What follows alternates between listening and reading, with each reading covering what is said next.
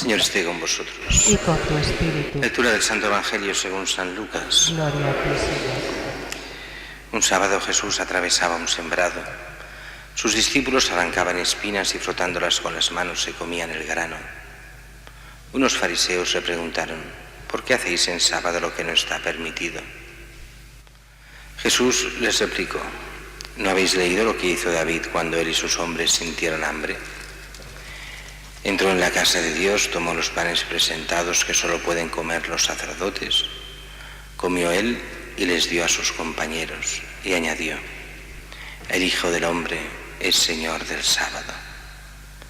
Palabra del Señor. Gloria a ti, Señor Jesús.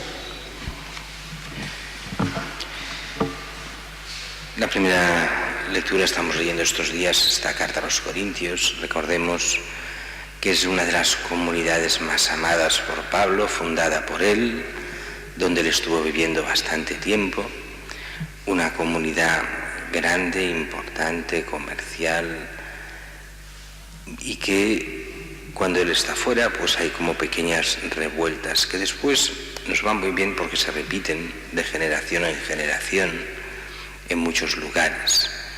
Y las revueltas en general siempre tienen un esquema parecido. Estas revueltas hablamos religiosas. Primero el dudar de los pastores. A los pastores, el obispo, el apóstol, este es un desgraciado, este no sé qué, empezar los dimes y diretes. Después ir contra Cristo. Cristo, Jesús, sí, un gran hombre, pero de Dios nada, Saquemos la parte divina y dejemos la parte humana. Y de la parte divina dejemos solo que es muy amado por Dios. Pero saquemos esta cosa que es, hombre, inaceptable en el día de hoy. ¿Cómo se va a hablar de Jesús, que realmente es la encarnación de Dios, Dios que se hace hombre? Por favor, todo esto fuera, que no sirve para nada. El tercer paso es, si todo lo que Cristo nos lo dice como un gran hombre y un gran profeta, pero no es Dios. Todo lo que es la moral cristiana no es necesaria. Hemos de ser modernos. Hombre, hoy en día, ¿cómo vamos a aguantar el matrimonio? Pues viva el divorcio y viva el volver a reconquistar las vidas como haga falta. Y hombre, si todo el mundo mata a sus hijos antes de nacer, no puede ser que sea malo. Si lo hacen tantos, es bueno. Así que viva el aborto, no hay problemas.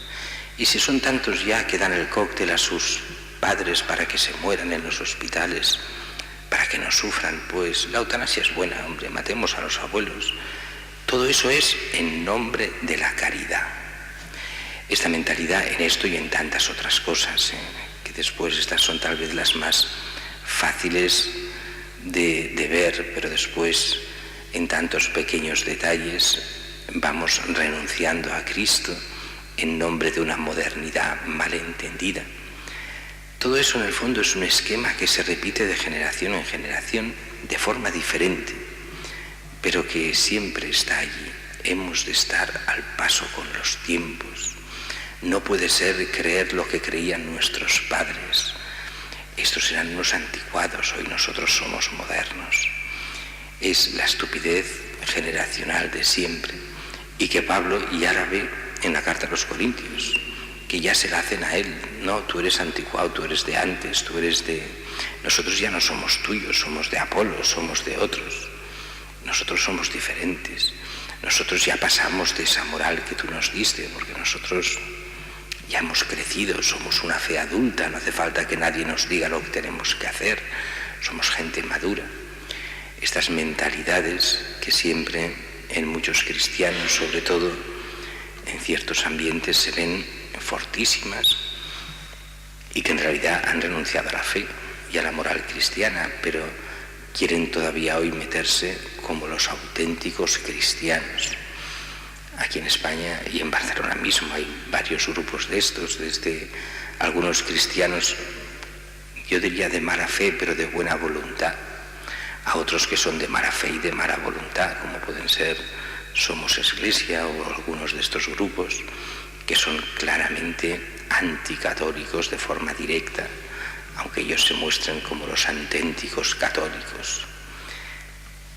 En esto Pablo es durísimo, en estas divisiones de la comunidad, se está con Cristo, con la fe de siempre, se está con el Cristo Hijo de Dios, se está con el credo, con la fe apostólica, se está con los apóstoles y se está con el Evangelio y la moral de Cristo.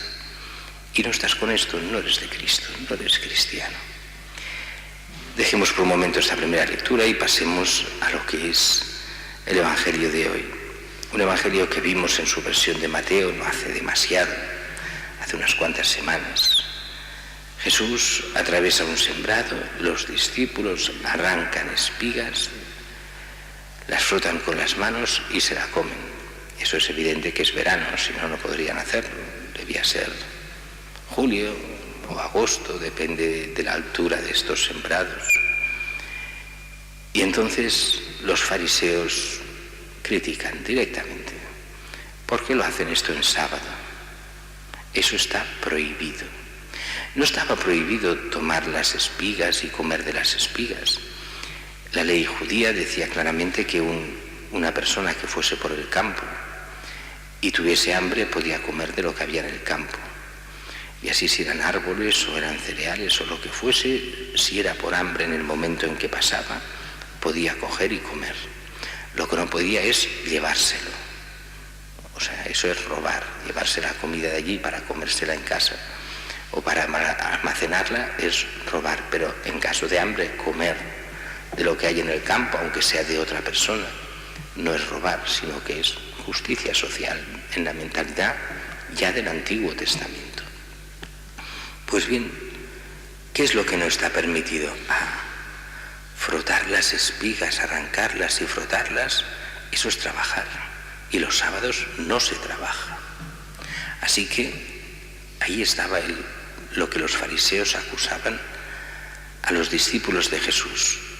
Van contra la ley. Y si tus discípulos van contra la ley y son tus discípulos, quiere decir que tú vas contra la ley y quiere decir que te haces pasar por santo y eres el diablo en persona.